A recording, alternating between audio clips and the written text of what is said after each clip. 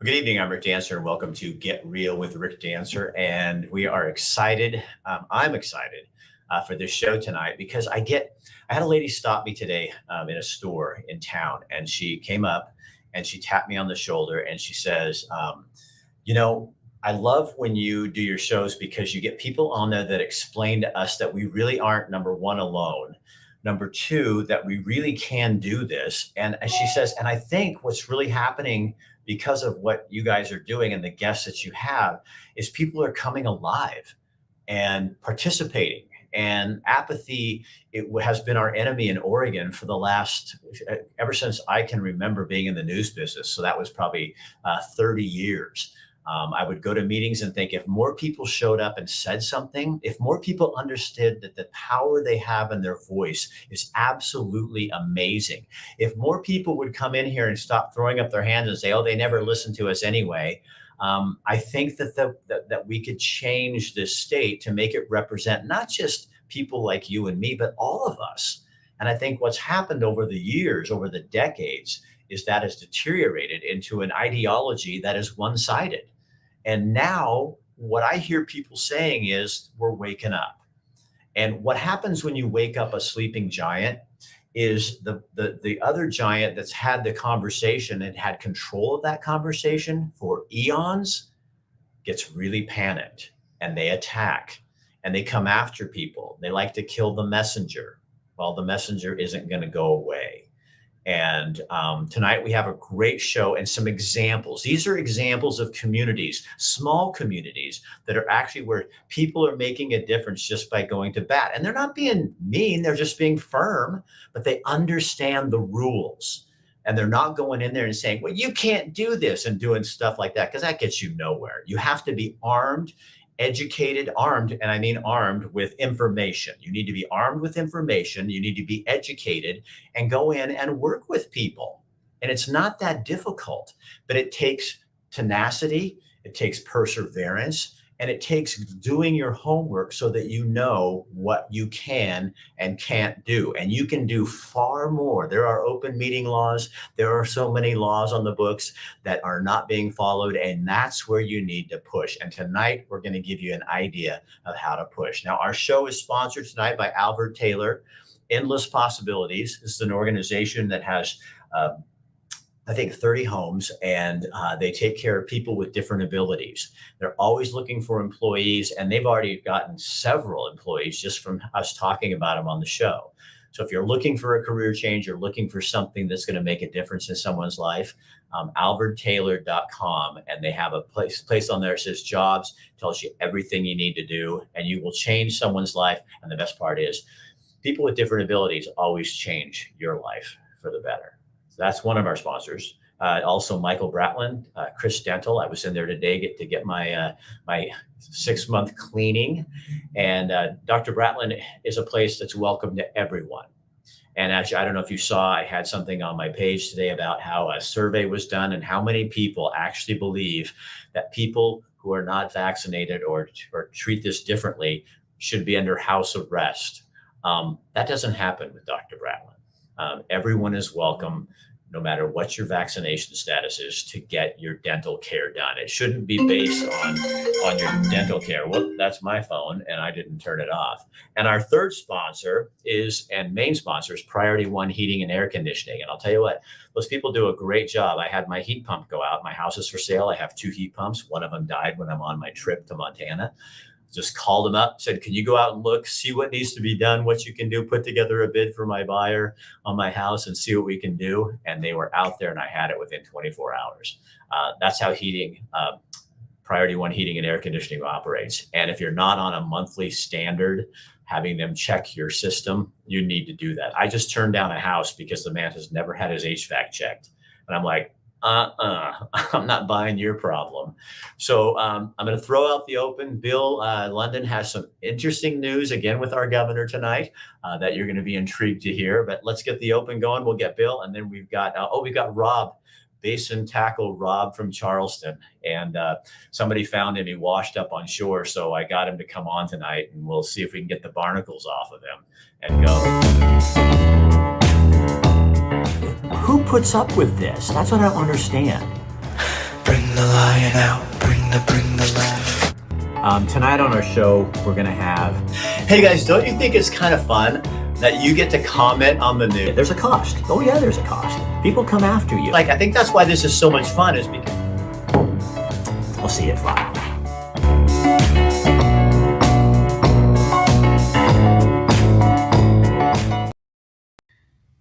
Good evening from the News Radio, 1120 AM and 93.7 FM, KPNW Studios. I'm Bill Lundun, co-host of the Wake Up Call that you'll hear on these fine radio stations every morning from 6 to 9, at least Monday through Friday. And for those of you that are asking for some sort of cheery background, here's a picture of a palm tree.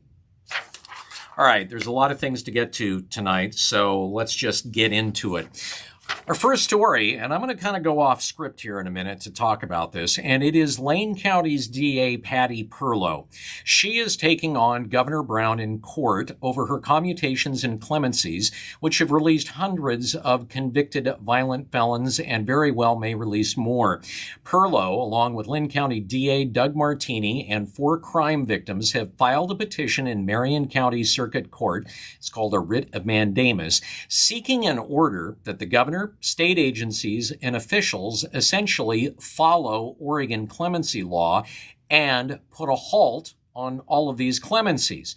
The petition claims Governor Brown has violated clemency law procedures by releasing so far 1,000 duly convicted and sentenced felons early from prison sentences. And many of them were convicted of very violent felony crimes. And she's also proposing the release of an additional 250 more felons early, all of them convicted of violent crimes committed as juveniles. And they were sentenced following Oregon law. They claim that currently processing commutations are all also in violation of the law, and they are seeking the lawsuit and the request in Marion County Circuit Court. And they're trying to compel Governor Brown, the Oregon Department of Corrections, the Oregon Youth Authority, and the Oregon Board of Parole and Post-Supervision to comply with the law. Now, we've talked about one of those individuals that was released as part of the COVID commutees who had already a criminal record of 53 felonies and was released after being sentenced for 10 felonies to 6 years in prison. He was released 4 years early, and he's already wanted for reoffending and is on the loose. After a conversation with DA Patty Perlow just a little bit ago, turns out there were a number of reoffenders as well, and have so far, out of that COVID commutation group, that have reoffended in Lane County. Right now, she's in the process of trying to get some of that information to me, so hopefully tomorrow morning on the Wake Up Call, I'll be able to go into it in a little bit more in depth, and tomorrow night on right here, Get Real with Rick Dancer. But in case you're wondering what exactly and what laws were violated, keep in mind the document that was filed in Marion County Circuit Court comprises 259 pages. But I'm going to try to summarize that from you after the conversation that I've had with Patty Perlow and after having a chance to scan the documents that were sent to the court. This is where I'm going to go off script. There's really a couple of major issues. Now, one thing to keep in mind is that the governor does, and DA Patty Perlow admits this, the governor does have broad powers to offer clemency and commute sentences. And it is something that is ingrained in the Oregon Constitution. However, since the Constitution was written, the legislature has put into effect a variety of statutes that basically are, if you will, a series of steps that the governor has to take to be able to offer clemency or commutations to those who are behind bars. And it's very specific. But there are a certain amount of limitations on the governor's power. And one of those is that she cannot delegate that power of clemency to anyone. That power is hers, and only she can use it. And what the governor has done is essentially gone to, for instance, the Oregon Youth Authority, the Department of Corrections, and just simply said, give me a list. They are not allowed to do that by law. Give me a list of people that should have clemency or whose sentences I should commute based on A, B, and C. They're not allowed to do that. That is, according to the suit at least, a violation of the procedural requirements of Oregon law. She's not allowed to do that.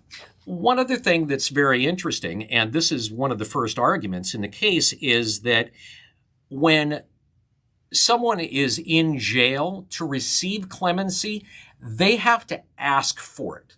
Specifically, they have to fill out a variety of paperwork and petition the governor for clemency. In other words, the governor can't go on a fishing trip to find people that she thinks should have clemency and then just offer it. Now, according to the suit, the DOC and the OYA are some of those that have been given, if you will, delegated powers, and at least 73 incarcerated felony offenders were those that haven't even asked for clemency. Therefore, legally, she's not allowed to grant clemency to them. They have to specifically ask for it. Another part of it is that the governor did not notify the district attorneys in advance so that they could notify victims that these offenders were being released from jail. Essentially, she is supposed to, at least according to the suit, require proof of affidavit of service to agencies to be notified. And that would include DA's offices so that they can talk to the victims and let them know. It'll be interesting to see what Marion County Circuit Court does. Now, besides the 4 victims on this case, if you think about it, there are more than just those 4 victims. And there are a number of people on that list in particular of those that had offended as youth that committed multiple crimes against multiple people. One of the individuals actually had not only committed murder, but 6 cases of manslaughter, as well as robbery and the like. It's mind-boggling what the governor is doing, and at least Lane County's DA, along with Doug Martini from Lynn County, are standing up and basically saying what you have done is not legal.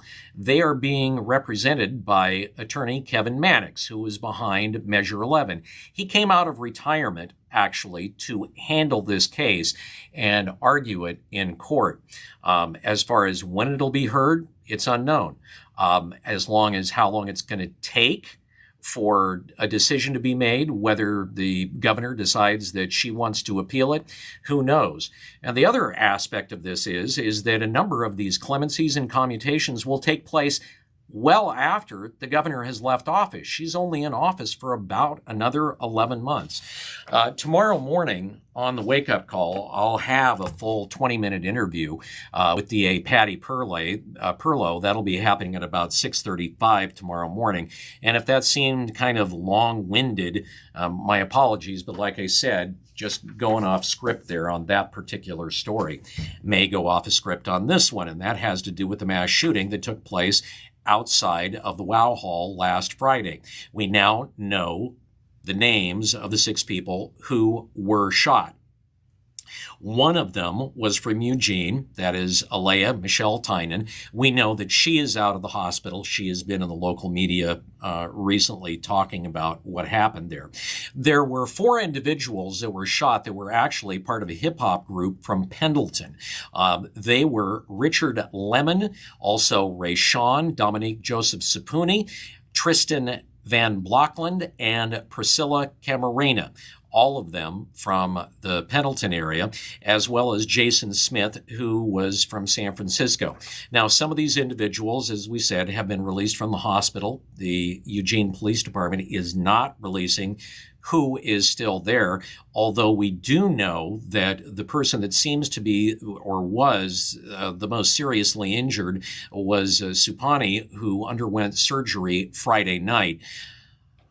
As far as a description, well, one individual who actually filmed the event that happened has been quoted in local media, Thomas Sierra, who is a hip hop artist who filmed it. He gave a little bit more about a description of this particular shooter.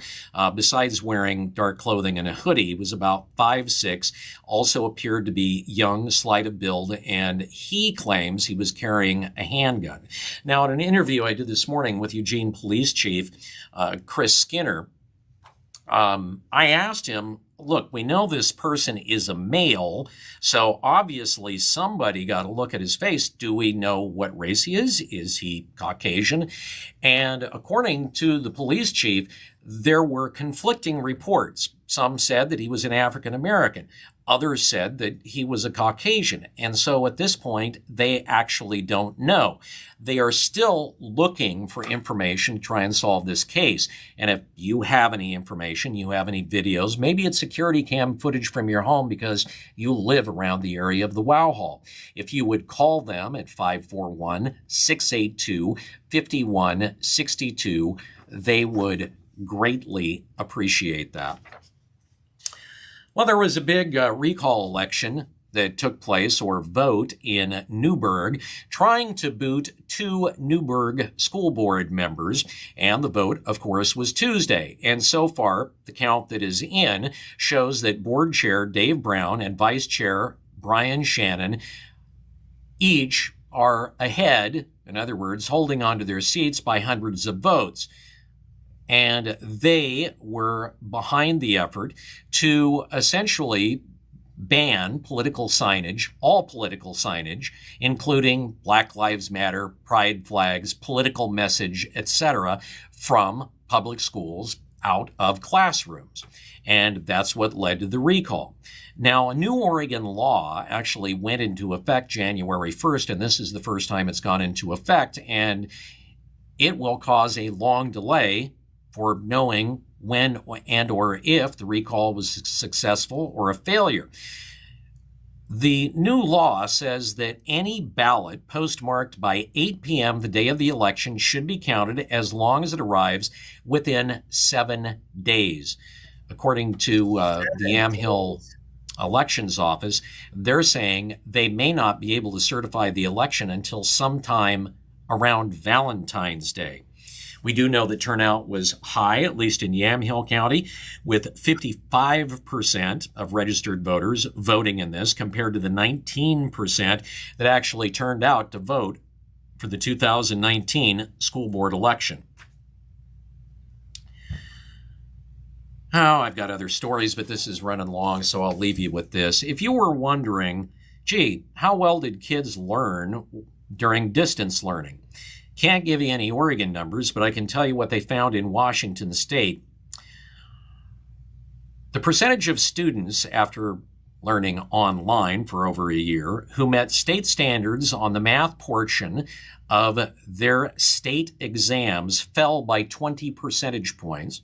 Just 30% of children, public school students enrolled in grades 4 through 12, actually met standards in math.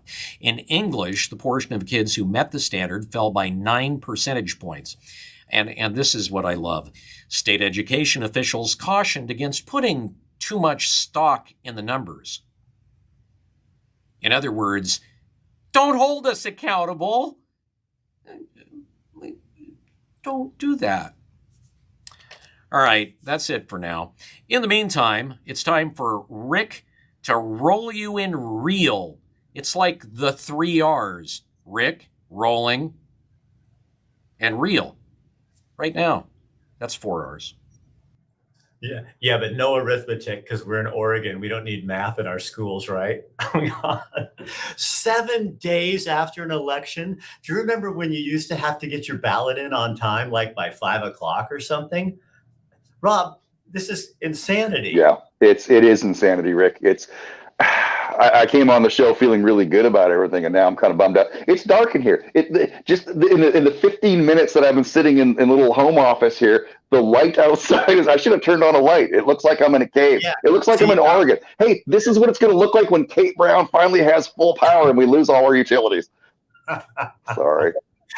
This is Basin Tackle Rob from Charleston, Oregon, where it really is a light and beautiful community, but Rob is the darkness in a beautiful place, which is why we have him come on here and chat for a couple of minutes. So what is going on in the Bay Area of Oregon?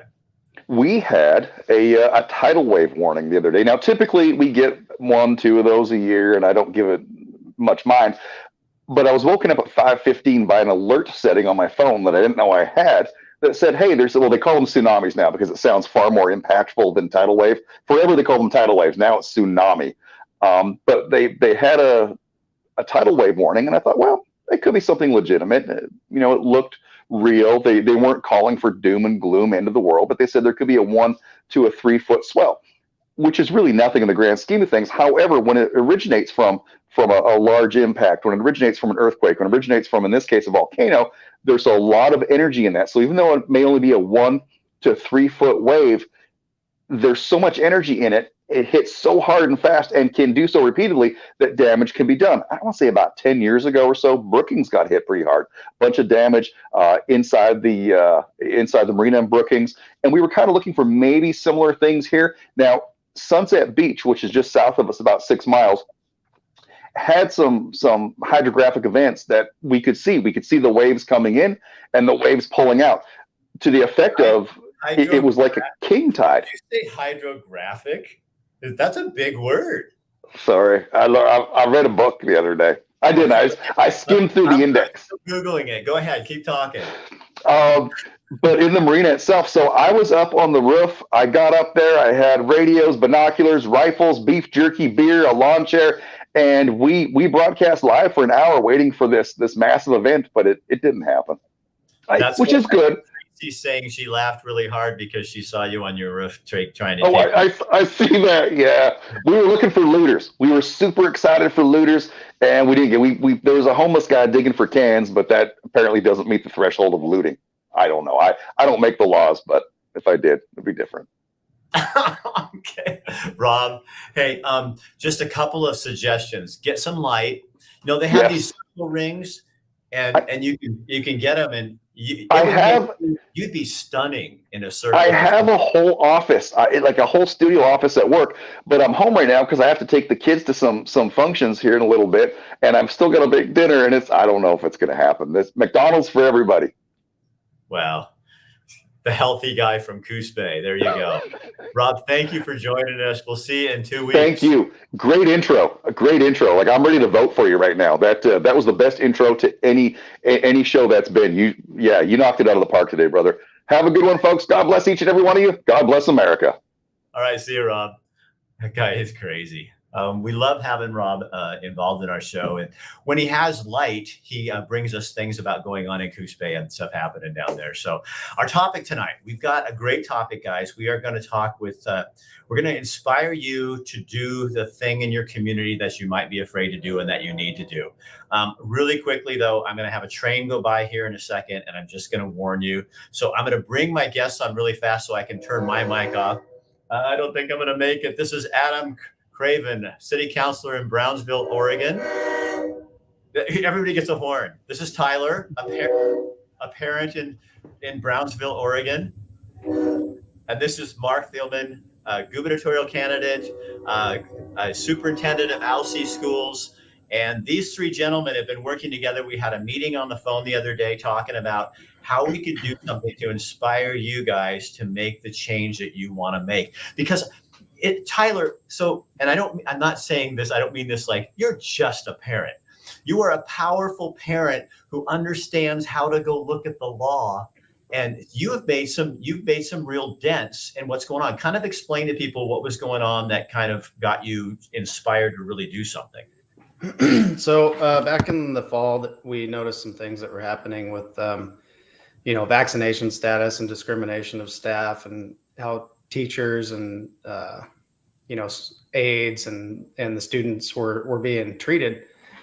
And the community kind of all showed up at one time for a school board meeting and made a showing, and it got a little loud, and the school board kind of shut down. The communication stopped, and the community wanted to know what was happening, couldn't get good answers, and the line had been drawn.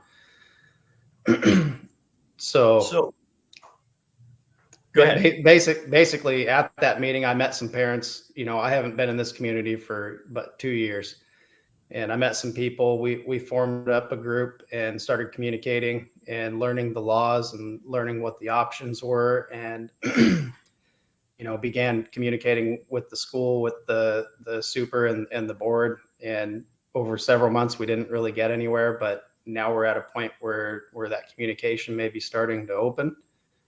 And, that's kind of the big picture of it. So Mark, what is the key that parents really don't understand the power that they have? And there are laws on the books that aren't being followed, and instead of parents going in and just whining and complaining, they need to be armed with education and information. Oh, Mark, your microphone.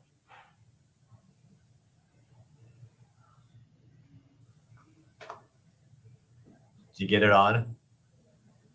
I'll tell you what, while you're figuring that part out, Adam, you're city councilor I'm going to do this for Mark. I'm going to pull you out of here for a second so you can figure that part out.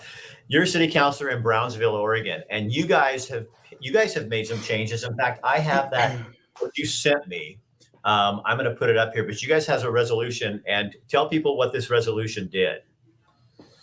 So basically, we kind of saw where, the state was kind of spiraling their mandates and their control. And, we got, a lot of input from, the city employees, and, we kind of looked at it from a risk standpoint. What are the risks of, having employees walk away from their job because something is mandated against their personal choice. And, so we just kind of looked at it from a risk standpoint. And, I think our council here in Brownsville, it's kind of been transformed in the last year. But we've got a very good, solid council now. And, we kind of stepped up to the plate. It's something that we brought, I think, in October or November. And, it kind of got shot down. There were some harsh wording, or whatever it may be, with the original resolution. But ultimately, our mayor stepped up to the plate, and he drafted this one himself. And basically, it states that we will not implement any mandated COVID-19 requirements, whether it's vaccines, masks, anything, for our city employees that goes against their personal choice. And so those take steps. I'm going to see Mark if you're there. Does your mic working now, Mark? Can you hear me now? Yes. Okay. So Mark, you started this in LC as the superintendent, and you guys are kind of making a new move. Explain to people what that is that you guys are doing right now. Well, a couple of things. So we've always a little bit on the cutting edge in LC. As you know, we push the limits, and we try to use good science and not be science deniers like our current governor. The old cartoon I saw today, it was classic. It was a big old-fashioned gravestone that said CDC credibility. Did it die with COVID or because of COVID? And with that flavor, we're not a city municipality. We're a school board and a school district. So we don't have quite the same constitutional punch that Adam's talking about. So what we did is my board passed a resolution, and I'll just kind of put it up to the camera here. Okay. Last board meeting, and it has a bunch of whereas, and it talks about how all the changing guidance and how the facts have changed to the point where now cloth masks don't work that we've been told that do work. So the school board is saying, be it resolved, The school board being locally and duly elected public officials who have sworn an oath to the Oregon state and U.S. Constitution. Sounds so nice. Hereby asserts its right to return to local control regarding COVID mitigation plans and policies. So last Thursday, my board declared that. I told them we'd go 1 week and we'll implement next week. I'll be sending out more guidance to my families tomorrow, in which we're not getting rid of COVID mitigations because that would put us in the crosshairs. But what we are doing is we're saying that we, the school district, since we've been ahead on most of this stuff anyway, we're gonna decide what's gonna work. And if masks don't work, we're gonna allow parents to elect whether they want their kids to wear a mask or not. We'll have some situations where we might require mask wearing, where we think we might scientifically get a little bit of an advantage. But in general, we're opening up and we're taking back control for our own school district. So Tyler, one of the things you learned on your list that you put out, and I think I might just take that and put it in a comment section, is to learn the public meeting laws, the open meeting laws, and Oregon's revised statutes, and then use them. What do you mean? What are you talking about? So what a lot of these districts are doing is they're putting forth a plan to their council, and their council's, if it's safe, they're saying, yeah, it's safe, you're good, go ahead. And they're not going any deeper than that. Let's say it was a speed limit. Let's say the speed limit's 55 miles an hour. We're doing 35. And that's because that's what we presented and that's what council agreed to. So what we did here is, we did the research, we dug into the revised statutes, we dug into the rules, and we're going to try and get closer to that 55 mile an hour speed limit, but still work inside of the law so that nobody here gets in trouble. The district doesn't get in trouble, the board. And to do that, there's been some discussion on possibly forming a committee to assist the board because they're overwhelmed. Board members are volunteers. There's been a lot of public communication, a lot of chaos, and I think they need some help. So if we can get that committee rolling and help them with secondary opinions, we'll go through the laws, find what we can do to get to that speed limit, get another opinion from another legal team, and then present that to the board. Hopefully we can get, to a better place for the staff, the students, the district, and get everybody on the same page. Right now it's too divided. So Mark, how important is it that parents look at other districts and what they're doing and borrow and steal and use? Same with city councils. They could look at what Adam and the folks in Brownsville have done and go, you don't have to reinvent the wheel. People are already doing this. Well, it's really important. So I've had a couple of districts already contact me asking me to send them a copy of the resolution. They're very interested in this. And that's how it grows. A couple other tactics too for parents to take, because boards are trained. Technically, legally, the board has to have a meeting in public, but it doesn't necessarily have a legal obligation to let the public participate. And boards have been using that to silence parents. Traditionally, they've allowed comment, of course, but now it's being used against them. So parents can ask for a meeting with the chairman and vice chairman separate of the board meeting. Sometimes that's a good way to bring to span the division that Tyler's talking about, get dialogue going. The other one too is you can ask for an executive session to have your grievance heard, and then sometimes the boards like that because they can hear a complaint without the public generally participating. If you can agree to that, these are tools to give you access to the board that has now been very well trained through this COVID process, and especially through the Zoom process, to just click you off and say, we're done, or we're going to move this meeting to Zoom. All of that shuts down dialogue. It shuts down correspondence. It shuts down transparency with the community, and it leads to more division and anger. So it's a negative feedback loop when boards engage in that. And those are some tactics I'd recommend parents take. And because I hear this all the time, I'm getting emails from Lynn County, from all different counties saying that nobody's listening. We can't get the school board, just shuts down the meeting. One thing that Tyler also says, I sound like I'm reading from the book of Tyler, but like-minded individuals need to start getting involved in their local school districts, city and county governments. The only way we fix our state is not expecting someone else to do this for us. Yep. Adam, how important is that? Well, I mean, it's it's very important for for everybody to get involved, and it's very important to arm yourself with knowledge, like Tyler has. I mean, this guy's got the shield, the helmet, the staff. I mean, he's got everything.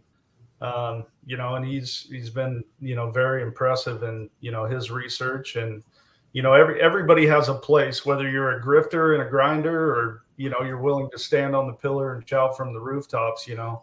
I mean, there's definitely a place for everybody to to get involved, and that's what it's going to take, and not back down, and just keep grinding, keep driving, and like you, Rick. I mean, what you do, I mean, it's great, because right now we're in a time where I believe it's this ideological Cold War, and information is huge, and the way that you get that out to the public and present it to the people in a practical, common sense matter. I mean that's your place, and it's very important.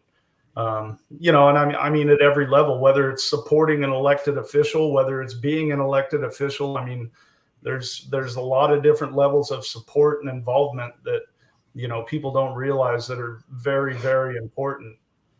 So Tyler, what was it when you started digging into this? Because again, I don't mean this in an insult, but you're just a parent. I mean, you are a parent of 9 kids, but you are a parent. You have a lot of little lives depending on you. You got in there and started digging. What surprised you the most about what's going on? I also have a full-time job, Rick, and I'm a mechanic. So, this is a mechanic with 9 kids that's pushing this, but I've got a lot of people behind me. We've got a large group, and I'm kind of trying to be the voice there. But what we found was kind of, like I said earlier, we're doing 35 and a 55. The districts are taking, what's been given to them in these rulings, the OARs and the statutes, and they're playing it safe, more than safe. And ultimately what that's leading to is discrimination and other problems on the other side. So they tried to run away from a problem on one side, and when they did that, they created problems on the other side. And what we need to do is start doing 55 miles an hour and get everybody on the same page. And you said in your writings too that to reach out to these board members and try to work with them too, try to get build some common ground. Mark, how important is that? I mean, you're the superintendent, so working with these school boards, these are people in your community. They're not bad people. These are people giving time to do this stuff. Same with the city council with Adams on. It's just that we've let differences of opinion and ideas taint something that is a process that can work if we get past the labels and the party stuff and discounting people because you don't believe what the other people believe. That's what has to stop. Yeah. And I think it's important for all the viewers and listeners to know that school boards by their nature are risk averse. And that's a little bit of what Tyler's referencing with the 35 miles an hour. And then you bring in lawyers and where every school district is insured by the same risk, liability company, PACE Insurance or special districts. And so when you don't have competition in that, the insurance company's paying on all these school districts. So they're going to recommend 20 miles an hour. And so the best way is to bridge the gap, find a like-minded board member, try to tone down the confrontation, and do your research like Tyler's saying, and then look for creative ways. Board members a lot of times will meet you for lunch if you can create that relationship. The other thing too is you can do the public records process, and you can also do a complaint through the superintendent, and hopefully you can land in an executive session with the board where you might have more access to them, because otherwise they'll simply say, well, thank you for your 2 minutes at best, or they won't give any public comment time at all. And they'll turn you into the FBI and call you a terrorist. That's called shutting down dialogue. And that's a little bit of what Tyler's frustrated by. There's a lot more that can be done. School boards need to recognize that they have a fiduciary duty to be available to the public because the public elects them. And it's kind of time to remind, I think, all of Oregonians, even Governor Brown is our employee. She really does work for us. She is the governor. We as Oregonians put her there, but we're the boss. When you read the Constitution, it says we the people. It doesn't say we the school board or we the governor or we the city council or we the superintendent or any of those we's. It says we the people of the United States of America. So we need to, I think part of it is what Tyler has done, and obviously Adam and you're doing, Mark, is reminding people that the order of your employment. And if people get together, and here's the thing, another thing that Tyler said from the book of Tyler 4:7 says, is he was talking about you guys, you can no longer sit there and say, oh, thank God Tyler's doing this. Oh, I'm so glad Mark's doing this down there. Hey, thank God Adam, jumped in there. Where are you? Where are you in the picture? Because if you want to go from 35 to 55, Adam's foot is not going to be able to push that gas pedal. Oh, that's so irritating. His is not going to be able to push that gas pedal enough. He needs other people in the community to help push the gas pedal, and then work with people. Don't call people names. Don't go in and well, they're just trying to do this. As soon as you open your mouth like that, you've lost all credibility, and everything you say just goes right out the window. You can't work that way. And Tyler, I'm impressed. I think you're a pretty amazing dude. Thank you, Rick. Can I bring one more thing to the table here? I just wanted to, bring this up here. There's some synergy, coming to fruition here. Sweet Home and Lebanon and a few other areas. The parents are starting to talk to one another, and we're starting to work together because a lot of these districts are having problems, and the parents are starting to get organized and work amongst, the districts are coming together. And I would encourage that. I want all the parents to know that if you guys get out and do the research and communicate with your community and amongst the other communities around you, we can drive change. We can fix it. So. Yeah, because you're watching the headlines with Lebanon and what's going on, and parents are concerned about some clinics and that kind of thing. But if all you guys in the area are getting together and all going, okay, here's our issues, then you have power in numbers, and they at some point they do have to listen. And I think you're right. That's a huge deal. Mark, go ahead. Well, one more comment, because I've watched a couple of the comments come up on the podcast here. One person said, well, they won't meet with me in exec session. They won't meet with me in person. They won't respond to my emails. Then you want to look at the district's policies. Usually they post them online. The policies usually require a response. And if you don't get it, you can always refer to the ethics commission. It takes a little bit longer, but just the fact that boards know you're serious, it's not really worth their time to not give you an audience. And so those are some tricks of the trade. It's a pressure game, and that's what Tyler's talking about. Pretty soon parents in other communities start talking, and that is a pressure game. And board members are part of the same community. They run into same people, same circles. They figure the same thing out. And board members are elected to represent people in their community and to give access into your voices. And so the other option is if board members are recalcitrant, which is you've tried all these options and you've been reasonable and you're following policy and you're applying it. That's what the recall situation is for. That trigger should only be pulled after all of these steps have been taken. And it shouldn't be done for ideological reasons like it was in Newburgh. And kudos to the Newburgh board members for standing up and fighting and going door to door the way they did with hundreds of people. I got a chance to be a part of that because I ended up in the news multiple times. And the neat thing is, I think that some of the tactics that side of the aisle played didn't bode well for their side. And so you can win these fights. The Newburgh outcome was not expected by our progressive overlords. So the key facts here, Adam and Tyler and Mark, is really working together with other people, finding solutions as a group, and not necessarily just Brownsville or Albany or Lebanon, but everybody together, finding like-minded people, like Tyler said, and coming together. And maybe it's looking at it like it's not a war, it's just a battle, and you just have to keep arming yourself with information and moving forward and be perseverance. I mean, perseverance is what wins things. And I think, in the big picture, I was talking to a lady who just stopped me and was, happy that we're doing shows like this. And I said, I was thinking the other day, maybe this is the best thing that's coming out of us as Oregonians. Maybe we're finally really standing up and saying, okay, we have to be a part of this. We can't just pretend like it's going to happen. It's going to go away, because it's not going to go away. And this doesn't have anything to do with COVID. I'm talking about everything in terms of power structure and how things get done, and, using our voice. And it takes people to stand up and just say, hey, there's another voice over here. And there's about all these people over here also who want their voice heard. And that's how you really change things in Oregon, I think. So well said. Yeah, well thank you so much, all three of you, for spurring me on with this show.